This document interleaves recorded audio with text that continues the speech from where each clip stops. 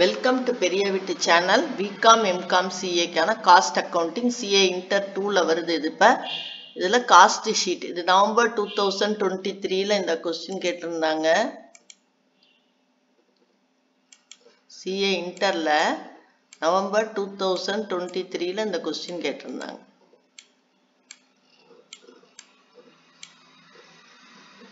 Cost sheet தயாரிக்கக்கூடிய ஒரு question இது. Following data relates to the manufacture of product BXC for the year ended 31st March 2023. இந்த கொடுத்துருக்காங்க பார்த்தீங்களா, இந்த டீட்டெயிலை வச்சு நீங்கள் காஸ்ட் ஷீட் வந்து ப்ரிப்பேர் பண்ணணும். என்னென்ன கொடுத்துருக்குன்னா, value of stock as on 1st April 2022. இது எப்போ முடியுது? 31st March 2023ல முடியுது இந்த இயர். அப்போ இது வந்து இந்த இயரோட ஆரம்பம். அப்போ இதில் கொடுத்துருக்கிறது பூரா ஓப்பனிங். இது பூரா opening stock of raw materials, opening stock of work in progress, opening stock of finished goods. இது பூராவுமே ஓப்பனிங். இந்த raw materials, work in progress, finished goods 3 opening stock. அந்த வருஷம் மெட்டீரியல் பர்ச்சேஸ் வந்து 2,48,00,000, ஃப்ரைட் இன்வர்ட் 7.5 லட்சம், direct wages 42 லட்சம், power and fuel 18,75,000, cost of special drawings 3,60,000, trade discount 4,50,000, insurance on material procured 15,000, rent of factory building 7 லட்சம். ஆனால் இந்த இதில் வந்து 1/5 வந்து ஆஃபீஸ்க்கு யூஸ் பண்ணுறாங்க. அப்போ ஃபேக்ட்ரிக்கு எவ்வளோ யூஸ் பண்ணுறாங்கன்னா 4/5 தான் ஃபேக்ட்ரிக்கு யூஸ் பண்ணுறாங்க. ஏன்னா 5ல் ஒரு பகுதி ஆஃபீஸ்க்கு போயிடுது. அப்போ மிச்சம் 4 பகுதி தான் ஃபேக்ட்ரிக்கு யூஸ் பண்ணுறாங்க. Depreciation on machinery 6,25,000. Depreciation on delivery vans 1,20,000. இது வந்து மெஷினரி மேலான depreciation. இது delivery vansக்கான depreciation.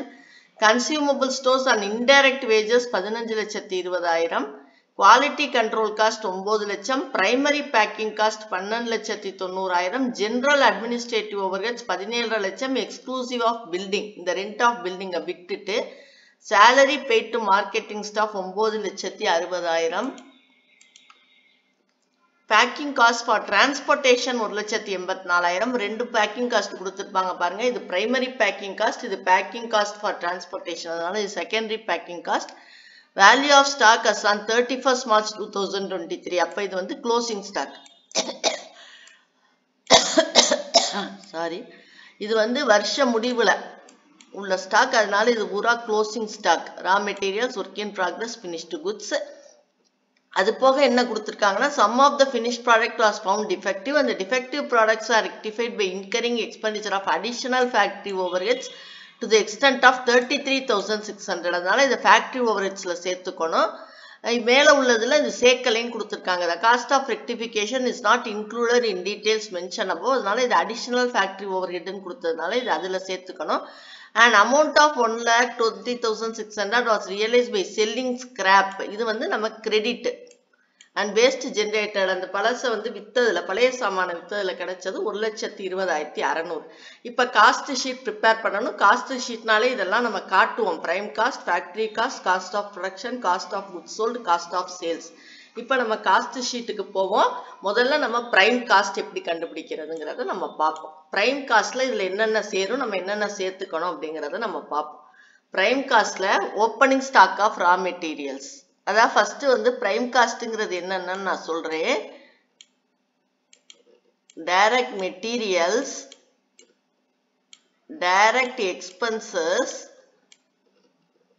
அதுக்கு முன்னாடி டைரக்ட் வேஜஸ், டைரக்ட் எக்ஸ்பென்சஸ். இந்த நேரடி செலவுகள் எல்லாத்தையும் கூட்டுனா நம்ம கிடைக்கிறது பிரைம் காஸ்ட். இந்த மூணையும் கூட்டுனா என்ன கிடைக்கும்? பிரைம் காஸ்ட் கிடைக்கும். Direct material, direct wages, direct expenses. அப்ப இதுல எது எது direct material, direct wages, direct expenses அப்படிங்கிறத நம்ம பார்க்கணும். முதல்ல டைரக்ட் மெட்டீரியல்ஸ்க்கு போவோம். டைரக்ட் மெட்டீரியல்ஸ்ல என்ன பண்ணணும் அப்படின்னு சொன்னா, ஓப்பனிங் ஸ்டாக்கோட சில இது ஆட் பண்ணி க்ளோசிங் ஸ்டாக்கை மைனஸ் பண்ணா கிடைக்கிறது டைரக்ட் மெட்டீரியல்ஸ். சரியா? சில இது ஆட் பண்ணணும். என்னன்னு நான் சொல்றேன். கிடைக்கிறது என்னது? Direct material. அப்ப இங்க ஓப்பனிங் ஸ்டாக் எது? இதுவா? அப்ப இது டைரக்ட் மெட்டீரியல்ல சேரும். அப்படி எழுதிக்கிங்க முதல்ல. இந்த ஓப்பனிங் ஸ்டாக்கோட எதை ஆட் பண்ணணும்? பர்ச்சேசஸ் ஆட் பண்ணணும். பர்ச்சேசஸ் என்ன பண்ணணும்? ஆட் பண்ணணும். எதோட? ஓப்பனிங் ஸ்டாக்கோட ஆட் பண்ணணும். ஃப்ரைட் இன்வெர்ட்ஸ் ஆட் பண்ணணும். இது வந்து சரக்கு கூலி, அந்த சரக்குகள் உள்ள வந்ததுக்கான இறக்கு கூலி. இது ஃப்ரைட் இன்வெர்ட்ஸ், அது உள்ள வந்ததுக்கான கூலி, வண்டி செலவு அப்படின்னு சொல்றாங்கல்ல அது. அப்ப இதையும் என்ன பண்ணணும், டைரக்ட் மெட்டீரியல்ஸோட ஆட் பண்ணணும். ஓப்பனிங் ஸ்டாக்கோட இதெல்லாம் ஆட் பண்ணா டைரக்ட் மெட்டீரியல்ஸ். இது டைரக்ட் வேஜஸ். அந்த முதல்ல மெட்டீரியல்ஸ் முடிச்சுக்குவோம். ஓப்பனிங் ஸ்டாக், அதோட add purchases, add freight inwards, add insurance on material procured. வாங்கின மெட்டீரியலுக்கு இன்சூரன்ஸ் கட்டியிருக்கோம்ல அதையும் ஆட் பண்ணிக்கணும். இது மூணையும் ஆட் பண்ணிட்டு இந்த இது வருது பாத்தீங்களா ட்ரேட் டிஸ்கவுண்ட், இதை கழிச்சுக்கணும்.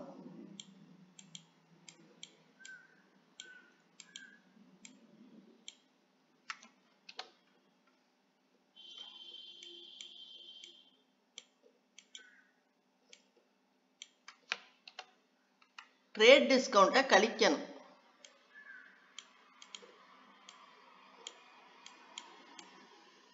ட்ரேட் டிஸ்கவுண்ட்டை கழிச்சுக்கணும். வர்ற விடையை என்ன பண்ணணும் அப்படின்னா இந்த closing stock of raw materials இருக்கு பார்த்தீங்களா, இதுல இருந்து கழிக்கணும். இதுவும் டைரக்ட் மெட்டீரியல்ஸ்ல சேர்ந்தது. ஆனா இது என்ன பண்ணணும், கழிக்கணும். இப்படி கழிச்சா நமக்கு டைரக்ட் மெட்டீரியல்ஸ் கிடைச்சிடும். அதாவது என்ன நான் சொல்றேன்னா, ஓப்பனிங் ஸ்டாக்கோட மெட்டீரியல்ஸ் பர்ச்சேஸ் ஆட் பண்ணணும், ஃப்ரைட் இன்வெர்ட்ஸ் ஆட் பண்ணணும், insurance on material procured add பண்ணணும், ட்ரேட் டிஸ்கவுண்ட்டை கழிக்கணும், க்ளோசிங் ஸ்டாக்கை கழிக்கணும். கழிச்சா நமக்கு என்ன கிடைக்கும், டைரக்ட் மெட்டீரியல்ஸ் கிடைக்கும். இப்ப என்னென்ன முடிச்சிருக்கீங்களோ டேட்டாவை அதெல்லாம் நீங்க டிக் பண்ணி இதை முடிச்சிட்டோம், இது முடிச்சிட்டோம், இதை முடிச்சிட்டோம். ஏன்னா எந்த டேட்டாவும் விட்டு போயிடக்கூடாது. விட்டால் அதுக்கப்புறம் அதை சேர்த்து சரி பண்ண முடியாது. ஏன்னா கூட்டிக்கிட்டே வந்துடும். இது சேர்த்துட்டோம், இது சேர்த்துருக்கோம். இப்படி குறிச்சிட்டோம்னா எல்லாமே சேர்த்துட்டோமாங்கிறத நம்ம பார்த்துக்கலாம்.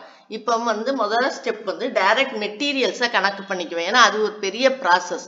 ஓப்பனிங் ஸ்டாக் 27 லட்சத்தோட பர்ச்சேசஸ் ஆட் பண்ணணும், ஃப்ரைட் இன்வெர்ட்ஸ் ஆட் பண்ணணும், இன்சூரன்ஸ் ஆன் மெட்டீரியல் ஆட் பண்ணணும்.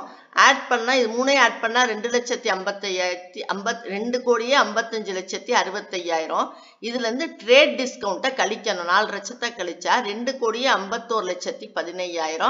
இது ரெண்டையும் கூட்டுனா 2,78,15,000. இதுல இருந்து க்ளோசிங் ஸ்டாக்கை கழிக்கணும். கழிக்க வேண்டிய ஐட்டத்தை நான் பிராக்கெட்ல போட்டிருக்கேன். அப்ப நமக்கு டைரக்ட் மெட்டீரியல் எவ்வளவு கிடைக்குது, 2,45,50,000. இந்த தொகையை விடுங்க, உங்களுக்கு ஸ்டெப் பார்த்துக்குங்க. ஓப்பனிங் ஸ்டாக்கு அதோட பர்ச்சேசஸ் ஆட் பண்ணுங்க. இங்கேயும் போட்டு நேரடியா நீங்க ஆட் பண்ணிக்கலாம். பர்ச்சேசஸ் ஆட் பண்ணணும், ஃப்ரைட் இன்வெர்ட்ஸ் ஆட் பண்ணணும், இன்சூரன்ஸ் மெட்டீரியல் ஆட் பண்ணணும், ட்ரேட் டிஸ்கவுண்ட் என்ன பண்ணணும், கழிக்கணும். இது நாளையும் ஆட் பண்ணிட்டு வர்ற தொகையிலேருந்து ட்ரேட் டிஸ்கவுண்ட்டை கழிங்க.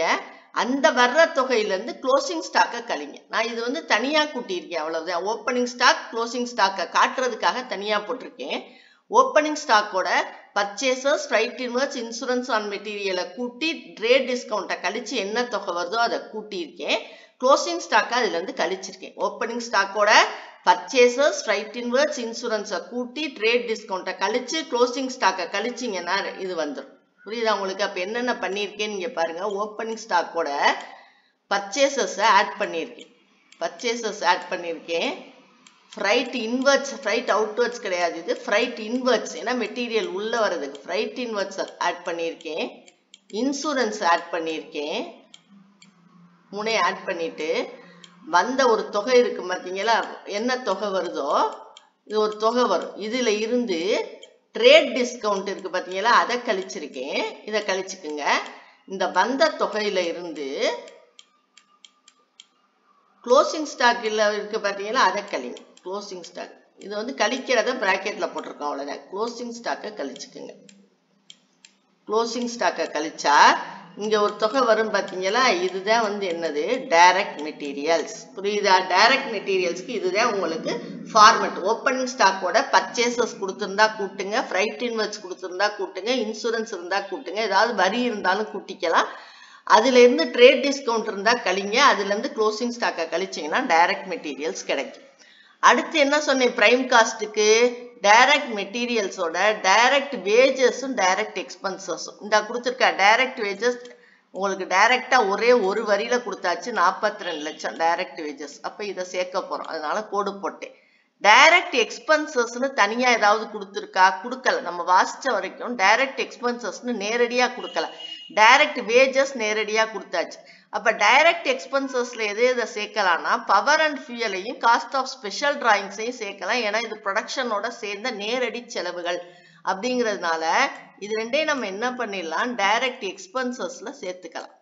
எதை, பவர் அண்ட் ஃபியூயலையும் காஸ்ட் ஆஃப் ஸ்பெஷல் டிராயிங்ஸையும் எதுல சேர்க்கலாம், டைரக்ட் எக்ஸ்பென்சஸ்ல இது ரெண்டையும் சேர்த்து கூட்டி போட்டுக்கலாம். இப்ப அங்க ப்ராப்ளத்துக்கு போனோம்னா டைரக்ட் மெட்டீரியல்ஸ் முடிஞ்சிச்சா, புரிஞ்சிச்சா, டைரக்ட் வேஜஸ் நேரடியா கொடுத்துட்டாங்க.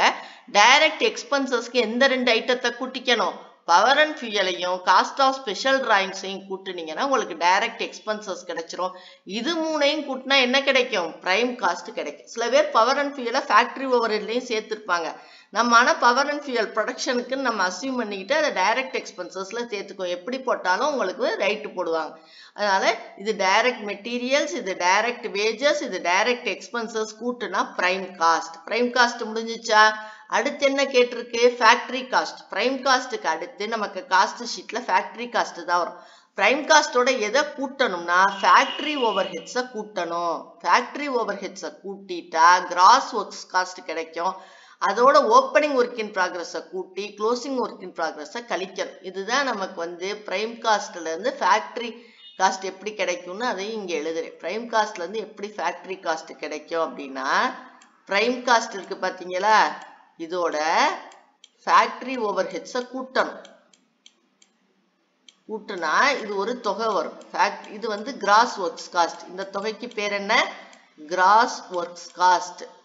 இந்த பிரைம் காஸ்ட் கிடைச்ச பிறகு அதோட ஃபேக்டரி ஓவர் ஹெட்ஸை கூட்டுனா கிடைக்கிறது கிராஸ் ஒர்க்ஸ் காஸ்ட். இதோட எதை கூட்டணும் அப்படின்னா opening stock of work in progress.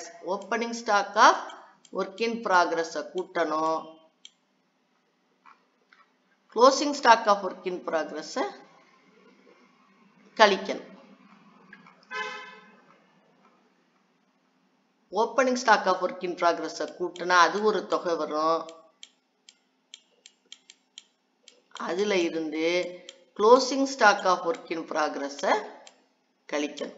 கிடைச்சா நமக்கு கிடைக்கிறது என்ன கிடைக்கும், ஃபேக்டரி காஸ்ட் கிடைக்கும். இதா பிரைம் காஸ்ட்ல இருந்து எப்படி ஃபேக்டரி காஸ்ட் வர்றது, பிரைம் காஸ்டோட ஃபேக்டரி ஓவர்ஹெட்டை கூட்டணும். அதுக்கு பேரு கிராஸ் ஒர்க்ஸ் காஸ்ட்னு பேரு.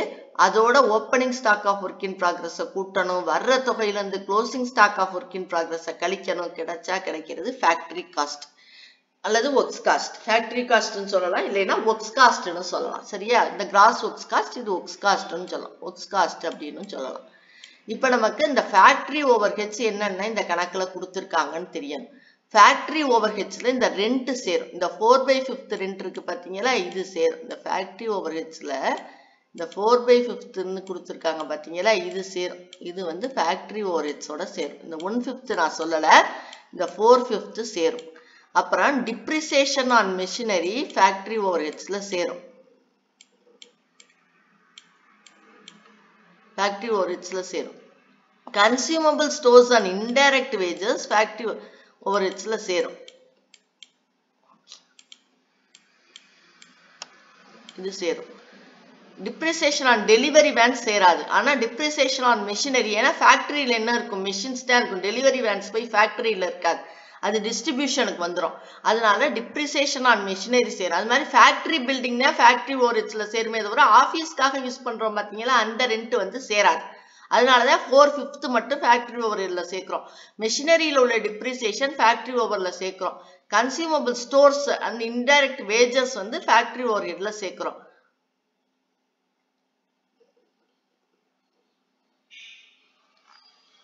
இன்னொன்னு வந்து என்ன சேர்க்கணும்னா இந்த இங்க உள்ளதை சேர்க்கணும். இந்த பாத்தீங்களா, இது ஒரு ஃபேக்டரி ஓவர்ஹெட். அட்ஜஸ்ட்மெண்ட்ல கொடுத்துருக்காங்க பாத்தீங்களா, இது வந்து ஒரு ஃபேக்டரி ஓவர்ஹெட். இங்க உள்ள 4 ஐட்டம் இப்ப நமக்கு ஃபேக்டரி ஓவர்ஹெட். என்னென்ன, ரெண்ட் ஆஃப் ஃபேக்டரி பில்டிங், இதுல பாதி போட்டுக்குவோம், ஏன்னா 1/5 வந்து அப்புறம் யூஸ் பண்ணணும்ல, அதனால இதுல பாதி தான் சேர்த்திருக்கோம்னு அர்த்தம். Depreciation on machinery, consumable stores and direct wages, அதுக்கப்புறம் இந்த 33,600. சரியா? இது அப்ப இந்த 4 ஐட்டத்தையும் நம்ம ஃபேக்டரி ஓவர் ஹெட்ஸ்ல போய் கூட்டுறோம். ரெண்ட் ஆஃப் ஃபேக்டரி பில்டிங் 7 லட்சத்துல 4 5 4/5 of 7 lakhs எவ்வளவு, 5,60,60,000. Depreciation on machinery 6,25,000. Consumable stores and indirect wages 15,20,000. Defective rectification cost 33,600, 33,600. இது நாளையும் கூட்டினா 27,38,600.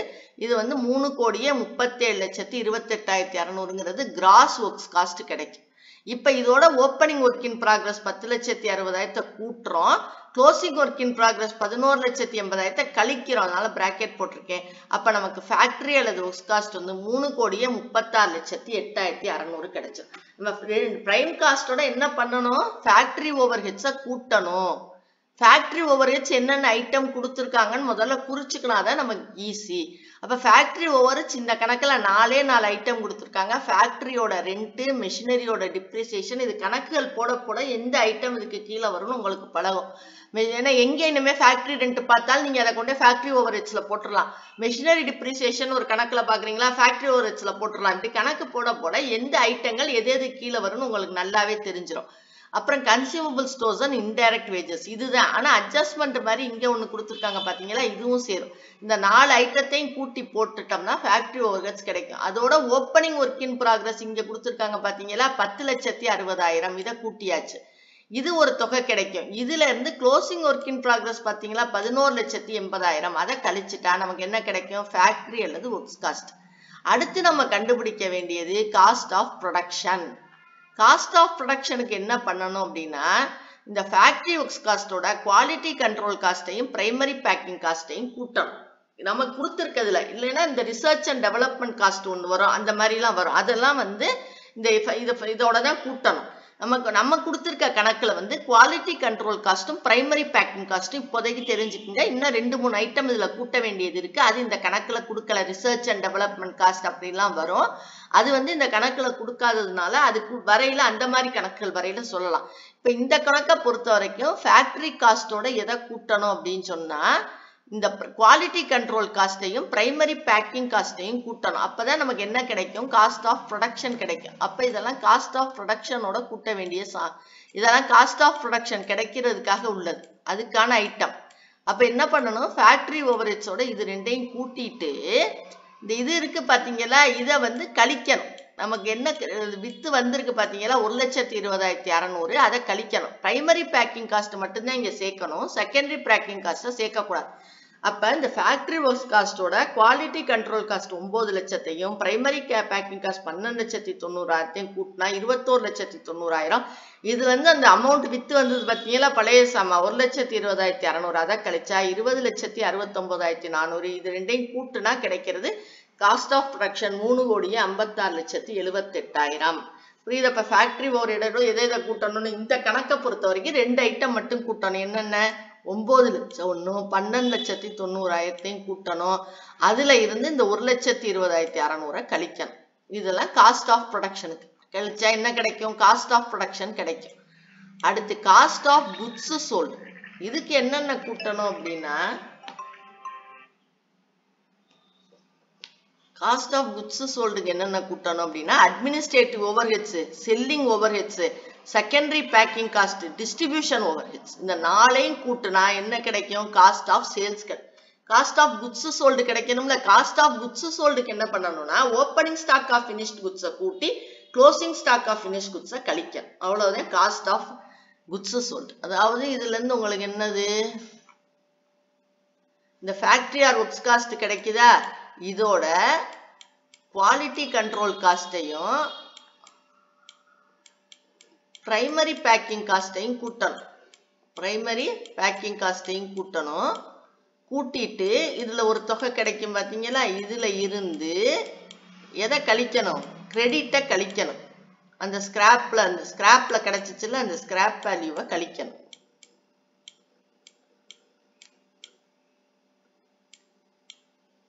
கழிச்சா இது ஒரு தொகை கிடைக்கும் உங்களுக்கு. இந்த தொகைக்கு பேரு தான் என்னன்னா cost of goods sold. Cost of goods sold.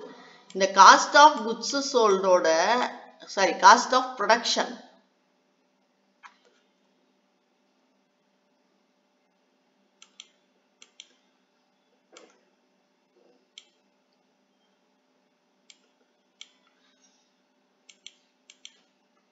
Cost of production கிடைக்கும். இந்த காஸ்ட் ஆஃப் ப்ரொடக்ஷனோட ஓப்பனிங் ஸ்டாக் ஆஃப் ஃபினிஷ்டு குட்ஸை கூட்டுங்க, அது ஒரு தொகை கிடைக்கும்.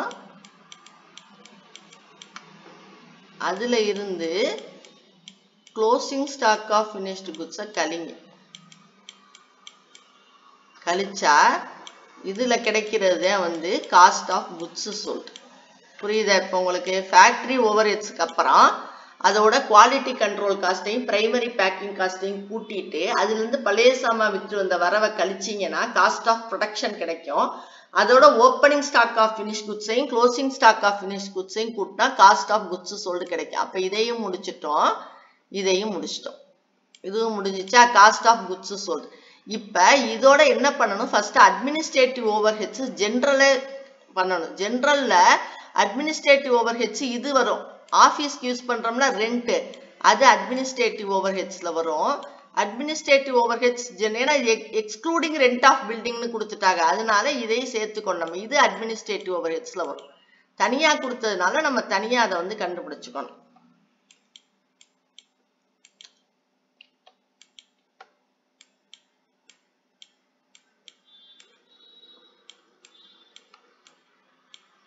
அப்ப இதுவும் அட்மினிஸ்ட்ரேட்டிவ் ஓவர் ஹெட்ஸ்ல வரும். 7 லட்சத்துல 5ல ஒரு பகுதி 1,40,000 இந்த 17 லட்சமும் அட்மினிஸ்ட்ரேட்டிவ் ஓவர் ஹெட்ஸ்ல வரும். அதுக்கப்புறம் அட்மினிஸ்ட்ரேட்டிவ் ஓவர் ஹெட்ஸை கூட்டணும். அட்மினிஸ்ட்ரேட்டிவ் ஓவர் ஹெட்ஸை கூட்டின பிறகு செல்லிங் ஓவர் ஹெட்ஸை கூட்டணும். செல்லிங் ஓவர் ஹெட்ஸ்ல என்ன வரும் அப்படின்னா, அப்ப இது அட்மினிஸ்ட்ரேட்டிவ் ஓவர் ஹெட்ஸ்ல இது முழுசா நம்ம முடிச்சிட்டோமா?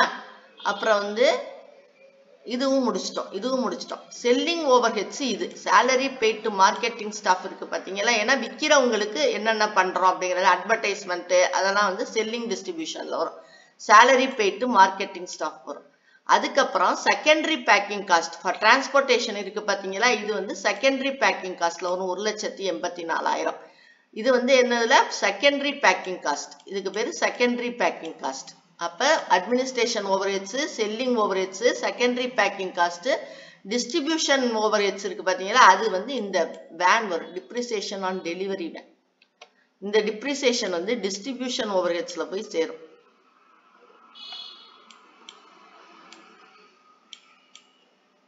அப்ப இதுவும் சேர்ந்துருச்சு. இது டிஸ்ட்ரிபியூஷன் ஓவர் ஹெட்ஸ்ல, இது ரெண்டு அட்மினிஸ்ட்ரேட்டிவ் ஓவர் ஹெட்ஸ்ல, இது வந்து செகண்டரி பேக்கிங் காஸ்ட்ல சேரும்.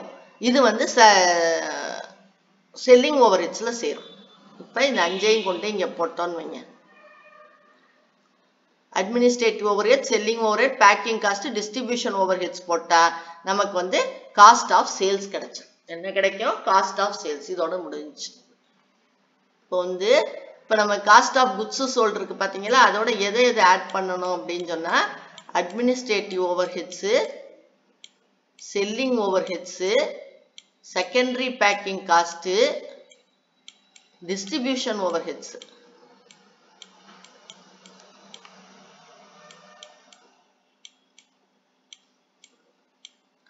இது எல்லாத்தையும் கூட்டினா நமக்கு காஸ்ட் ஆஃப் சேல்ஸ் கிடைச்சது.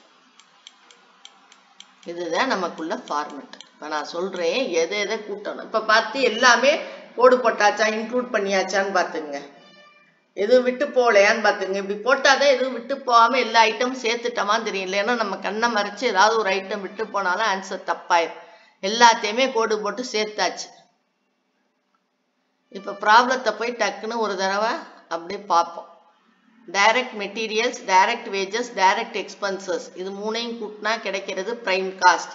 அப்போ இதுக்கு டைரக்ட் மெட்டீரியல்ஸ் எப்படி கிடைக்கும்னா ஓப்பனிங் ஸ்டாக்கோட purchases, freight inwards, insurance add பண்ணிக்கிங்க. கிடைக்கிற தொகையிலேருந்து ட்ரேட் டிஸ்கவுண்ட்டை கழிங்க. கிடைக்கிற தொகையிலேருந்து க்ளோசிங் ஸ்டாக்கை கழிங்க. டைரக்ட் மெட்டீரியல்ஸ் கிடைக்கும். டைரக்ட் வேஜஸ் டைரக்டாகவே கணக்கில் கொடுத்துருக்காங்க. கணக்கில் கொடுத்துருக்க டைரக்ட் எக்ஸ்பென்சஸ் டைரக்டாக கொடுக்கல. அது எதை டைரக்ட் எக்ஸ்பென்சஸாக எடுத்துக்கலாம் அப்படின்னா பவர் அண்ட் ஃபியூயலையும் காஸ்ட் ஆஃப் ஸ்பெஷல் டிராயிங்ஸையும் இந்த கணக்கை பொறுத்த வரைக்கும் எடுத்துக்கலாம். மூணையும் கூட்டினா பிரைம் காஸ்ட் கிடைக்கும். இப்போ பிரைம் காஸ்டோட ஃபேக்டரி ஓவர் ஹெட்ஸை கூட்டணும். நமக்கு 4 ஃபேக்டரி ஓவர் ஹெட்ஸ் 4 ஐட்டம் கொடுத்துருக்காங்க. என்னென்னா ஃபேக்டரிக்குள்ள ரெண்ட் 7 லட்சமே ஃபேக்டரிக்குள்ளது இல்லை. அதில் 1/5 ஒரு பகுதி வந்து ஆஃபீஸ்க்கு போயிடும். அதனால 4 பகுதியை தான் இந்த ஃப்ரண்ட் ஆஃப் ஃபேக்டரி பில்டிங் எடுத்துக்கணும். Machinery depreciation, consumable stores and indirect wages and adjustmentல கொடுத்த defective rectification cost. ஏன்னா அது factory overheadsல சேர்த்துக்குங்கன்னு அவங்களே சொல்லிட்டாங்க. அதனால அது 4 factory overheadsல சேர்ந்தது. அது கூட்டுனா இந்த prime cost ஓட இத கூட்டுனோம்னா நமக்கு கிடைக்கிறது gross works cost. அதோட opening work in progress கூட்டி closing work in progress கழிச்சா கிடைக்கிறது works cost. இந்த works cost ஓட quality control cost-ஐயும் primary packing cost-ஐயும் கூட்டி அதிலிருந்து அந்த amount realized from scrap scale, அந்த scrapனா waste, அந்த waste-ஐ வித்ததிலிருந்து கிடைக்கிறதுலேருந்து கிடைச்ச 1,20,600 கழிச்சிட்டு அந்த தொகை என்னவோ அதையும் factory works cost-ஐயும் கூட்டுனா நமக்கு கிடைக்கிறது cost of production. Cost of production ஓட opening stock of finished goods கூட்டுங்க, closing stock of finished goods கழிச்சா cost of goods sold கிடைக்கும். Cost of goods sold ஓட administrative overheads கூட்டணும், selling overheads கூட்டணும், secondary packing cost கூட்டணும், distribution overheads கூட்டணும். நம்ம கொடுத்திருக்க கணக்குல administrative overheadsல rent of office, ஏன்னா generalல rent of office சேரலைங்கிறதுனால rent of office தனியாவும் general தனியாவும் கண்டுபிடிச்சுக்கணும். selling overheadsனா விற்பனைக்கு என்னென்ன செலவுகள் பண்ணோம், marketing staffக்கு கொடுத்த சம்பளம் ஒண்ணுதான் இதுல வர்ற item. packing cost for transportation secondary packing cost எடுத்துக்கணும். primary packing cost இங்க கூட்டிரணும், secondary packing cost இங்க கூட்டணும். distribution overheads அப்படினா அது வந்து distribute பண்றதுக்கு, அந்த வித்த பொருளை distribute பண்ணா delivery van மூலம் தானே distribute பண்ணுவோம். அப்ப அந்த delivery vanக்குள்ள depreciation எங்க சேரும்னா இந்த செலவுல தான் சேரும். இது எல்லாத்தையும் கூட்டிட்டு இந்த cost of goods sold இந்த நாளையும் கூட்டி போட்டதை கூட்டினோம்னா cost of sales 3,84,94,000 தான் cost of sales.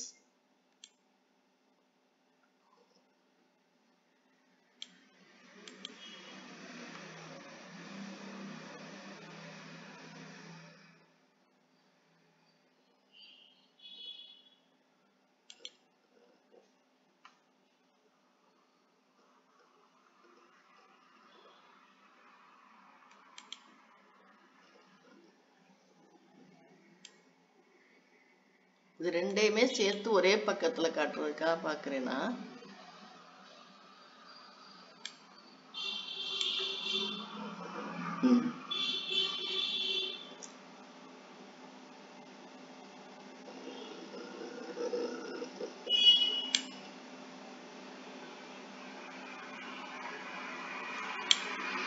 direct materials, direct wages, direct expenses கூட்டினா prime cost, அதோட factory overheads கூட்டினா gross works cost, அதோட opening work in progress கூட்டி closing work in progress கழிச்சா factory works cost, இதோட quality control cost, primary packing cost கூட்டி less amount realized from scrap scale போட்டா cost of production, அதோட opening stock of finished goods, closing stock of finished goods கழிச்சா cost of goods sold, அதோட administrative overheads, selling overheads, packing cost, secondary distribution overheads கூட்டினா கிடைக்கிறது cost of sales.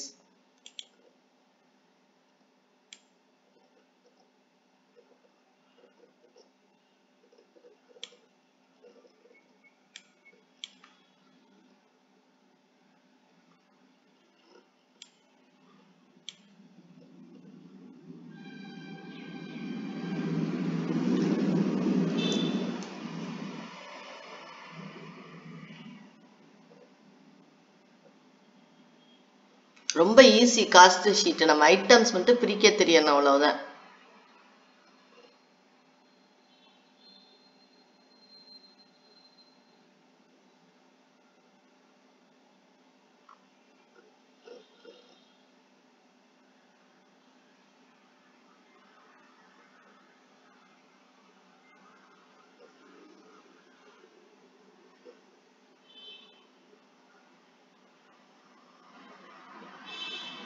Thank you for watching. Please subscribe.